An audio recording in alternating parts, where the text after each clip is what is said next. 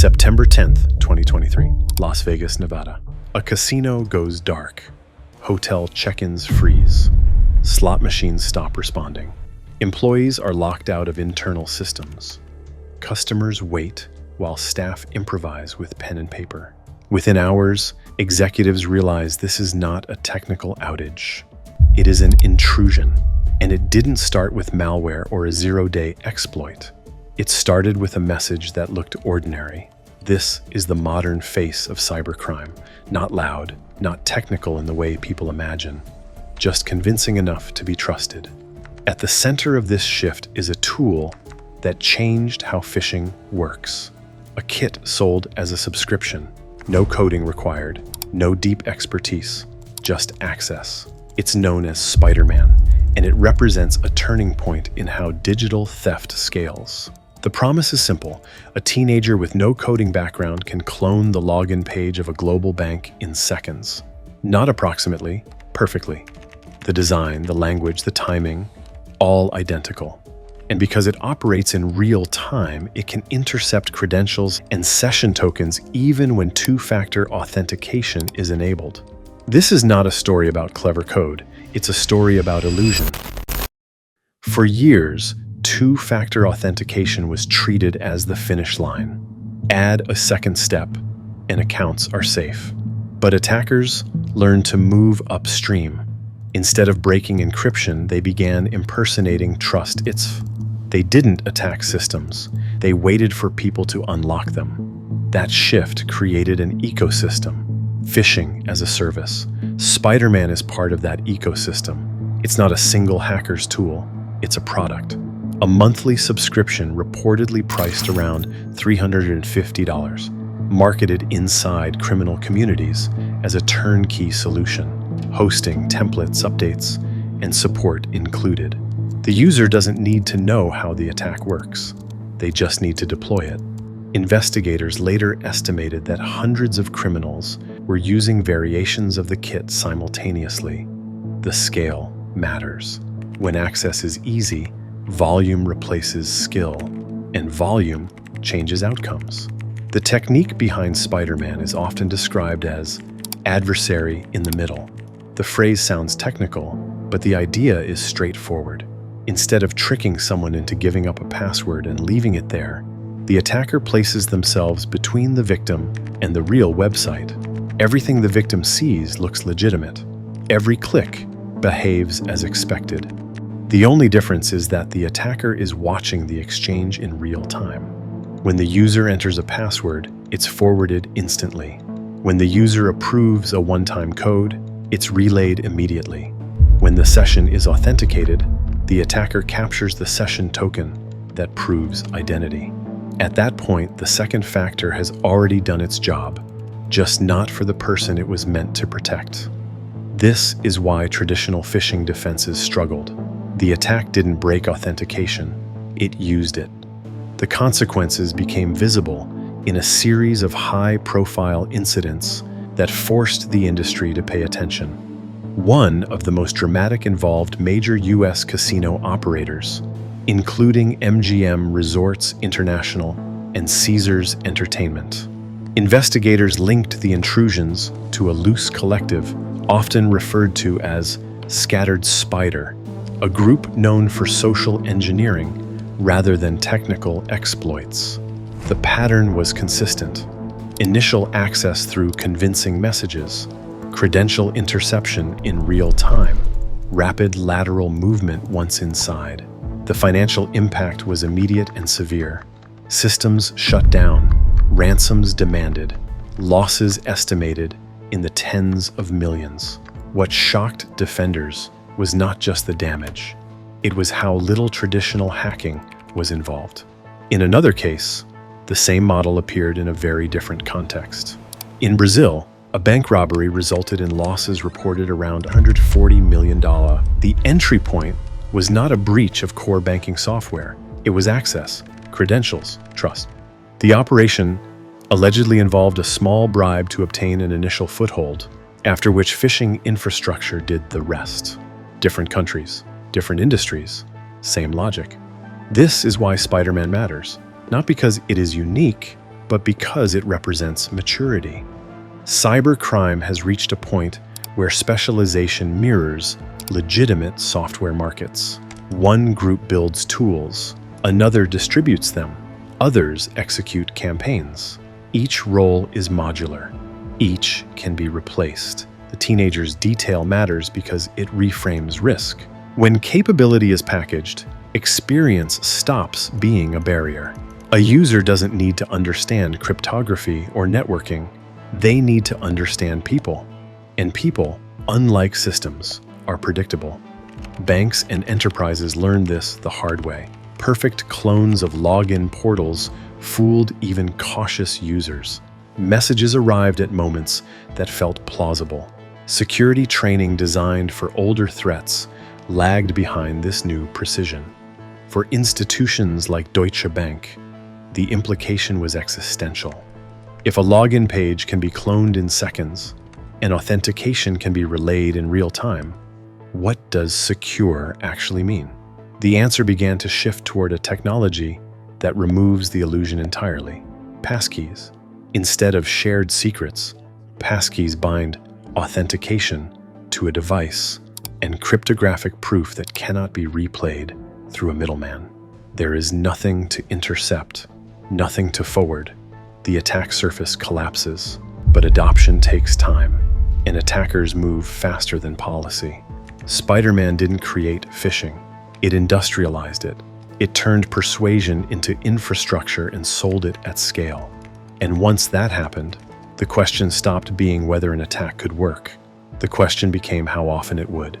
This documentary is not about glorifying tools or tactics. It is about understanding how trust is abused when technology assumes honesty.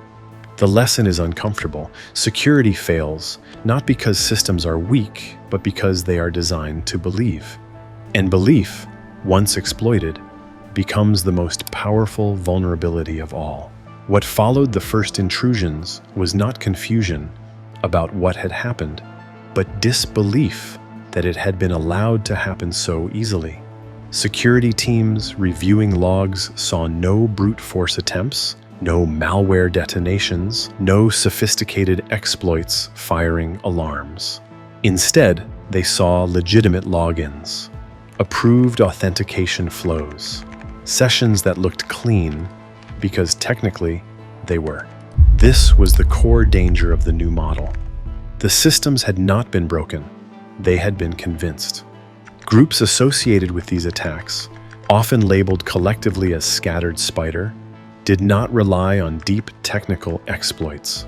Their strength was timing, language, and pressure. They understood internal workflows well enough to sound credible. They knew when to reach out, who to impersonate, and how to escalate urgency just enough to override caution. The phishing kit did not replace this skill. It amplified it. Once initial access was achieved, the aftermath followed a familiar but accelerated pattern. Internal directories were queried, privileges were mapped, backup systems were located. The goal was not subtle persistence, it was leverage. Modern ransomware operations are not about hiding indefinitely. They are about creating operational paralysis fast enough to force a decision. This was visible in the casino incidents. In the case of MGM Resorts International, disruption spread beyond IT systems into physical operations. Slot machines failed. Digital keys stopped working. Reservation systems froze. The boundary between cyber incident and real-world impact vanished. For customers, it felt like infrastructure failure. For executives, it was an existential threat unfolding in public. At Caesars Entertainment, investigators later reported a quieter but equally damaging sequence. Access led to data exposure. Pressure followed. Decisions were made quickly, under conditions designed to remove time and clarity. The financial consequences were measured not just in direct payments, but in recovery costs, legal exposure, and reputational damage. These incidents revealed another uncomfortable truth. Two-factor authentication had been treated as a binary state Enabled meant safe. Disabled meant risky. The Spider-Man-style attacks existed in the space between those assumptions. They did not defeat 2FA by force. They absorbed it into the attack flow. This reframed how defenders thought about authentication entirely. If the user can be tricked into approving access in real time, the second factor becomes an accelerant rather than a barrier. The problem was not that the technology failed. It was that it trusted context it could not verify. The Brazilian bank case reinforced this lesson at scale. Reported losses of 140 million drew attention not because of technical novelty, but because of operational simplicity. Access was achieved through human compromise. Systems responded as designed. Funds moved. Alerts arrived too late. The speed of execution left little room for interruption. Investigators examining these cases noticed a pattern that extended beyond any single tool. Phishing kits like Spider-Man reduced friction. They standardized deception. They allowed campaigns to be launched quickly, tested rapidly, and adjusted in real time. Failure did not carry the cost it once did. Success compounded. This is how industrialization changes crime. When tools lower the barrier, experimentation increases. When experimentation increases, optimization follows. And when optimization follows, damage scales. Defenders struggled not because they lacked intelligence, but because the threat model had shifted. Training programs focused on spotting obvious errors. Technical controls focused on blocking unauthorized access. Neither addressed a scenario where the user themselves completed every step correctly, just for the wrong party. The result was a lag between reality and policy. Organizations believed they were protected because boxes were checked. Attackers exploited the gap between compliance and security. The response, once it came, was uneven. Some organizations doubled down on awareness. Others layered additional authentication prompts. But each additional step introduced friction for legitimate users without addressing the core vulnerability. The illusion still held. This is where passkeys entered the conversation as more than a convenience feature. They represented a philosophical shift. Authentication that cannot be relayed cannot be intercepted. Cryptographic proof, bound to a device, removes the attacker's position in the middle. There is nothing to clone, nothing to forward, nothing to approve under pressure. But transitions of this scale do not happen overnight. Legacy systems persist. User habits resist change. Attackers adapt faster than enterprises. The most unsettling part of the Spider-Man story is not the sophistication of the kit. It is the way it exposed a blind spot that had been normalized. Security assumed honesty at the moment of interaction. The attack proved that assumption was no longer safe. Cybercrime did not become more powerful because code improved. It became more powerful because trust was packaged, resold, and exploited at scale. The kit did not need to understand systems deeply. It only needed to understand people. And people, under pressure, behave predictably. This is the uncomfortable center of the story. As long as systems rely on belief, belief will be targeted. The tools will change. The names will change. The technique will persist. What Spider-Man revealed was not a weakness in technology alone, but a weakness in how security defines success. A login that completes is not proof of safety. An authenticated session is not proof of intent. Until systems can distinguish between the two, the illusion remains. As investigations widened, the question shifted from how the intrusions happened to what, if anything, could stop the pattern from repeating. Arrests and takedowns followed, but they were uneven. Phishing as a service did not depend on a single developer or a central server. When one operation disappeared, others surfaced using the same logic under different names. The business model had proven itself. Law enforcement faced a familiar problem in a new form. Tools were modular, roles were fragmented, The people running campaigns were not always the people building infrastructure. Jurisdictional boundaries slowed cases that crossed continents in seconds. By the time charges were filed, the ecosystem had already moved on. This forced a recalibration. Prosecutors stopped framing cases as isolated hacks and began treating them as organized fraud enabled by digital platforms. Sentences reflected scale and impact rather than novelty. Cooperation agreements targeted service providers as much as operators. The goal was not to eliminate phishing entirely, but to raise its cost. At the same time, organizations confronted their own responsibility. Post-incident reviews consistently reached the same conclusion.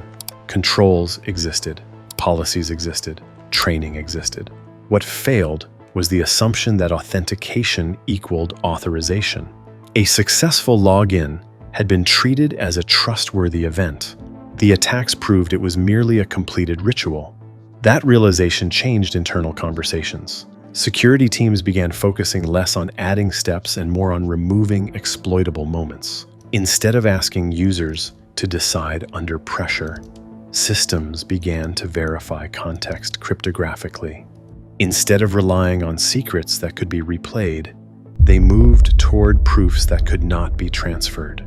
This is where passkeys moved from theory to necessity, not because they were fashionable, but because they collapsed the attacker's position. Without a shared secret, there is nothing to harvest. Without a reliable approval, there is nothing to forward. The illusion fails. Adoption, however, remains uneven. Legacy environments persist. Third-party integrations lag. Attackers target the weakest link, not the most modern control. As long as any part of an ecosystem relies on belief at the moment of login, phishing remains viable. The broader lesson extends beyond cybersecurity. The Spider-Man era demonstrated how quickly trust can be commoditized. Once persuasion is packaged and sold, it scales like software. Defenses that assume honest interaction become liabilities. Systems optimized for speed inherit the psychology of speed. This is why the story resonates beyond headlines. It is not about a single kit or a single group. It is about a shift in power from technical mastery to behavioral leverage. The most effective attacks no longer need to defeat machines. They need to guide them. For regulators and standards bodies, the challenge is ongoing. Rules written for static threats struggle to keep pace with adaptive deception. Compliance frameworks measure presence, not resilience. Attackers exploit the difference. For individuals, the impact is personal and persistent. Messages arrive that look right, sound right, and arrive at the right moment. Fatigue becomes a factor. Urgency becomes a weapon. The boundary between caution and paralysis blurs. The industry's response has been incremental but real. Better telemetry, faster correlation, stronger defaults. But the most important change has been conceptual. Security is no longer defined by how many layers exist, but by how few moments of belief remain. The uncomfortable truth is that no system can fully eliminate deception as long as humans remain part of the loop. What can change is how much damage deception can do before it is contained. That is the difference between an incident and a catastrophe. Spider-Man did not make phishing possible. It made it reliable. It made it scalable. It made it ordinary. And once something becomes ordinary, it stops being shocking and starts being strategic. That is the real legacy of this chapter in cybercrime. Not the tool itself, but the proof that trust, when automated, becomes infrastructure. And infrastructure, once abused, demands redesign. The next generation of defenses will not be louder.